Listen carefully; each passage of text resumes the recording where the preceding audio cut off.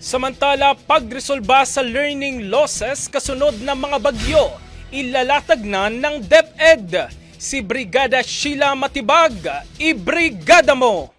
Brigada Live Report. Tinitiyak ng Department of Education na DepEd ang pagtugon sa nangyayaring learning loss ng mga estudyante dahil sa sunod-sunod na suspensyon ng klase bunsod ng nagdaang mga bagyo. Sa datos ng DepEd, makikita na nagkaroon na ng 35 na class suspensions sa kasalukuyang school year at karamihan dito ay nagmula sa Cordillera Administrative Region.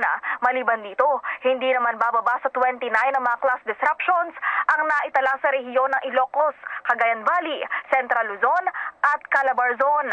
Ayon pa sa ahensya, halos 240 na mga paaralan sa Pilipinas ang very high risk sa learning losses dahil sa pagtama ng mga kalamidad. Kaugnay ng mga ito, nakipagpulong na si Department of Education Secretary Sani Angara sa National Management Committee o NMC upang mapag-usapan ang aksyon sa learning loss. In the heart of changing lives, ito si Brigada Sheila Matibag ng 105.1 Brigada News FM Manila, The Music and News Authority.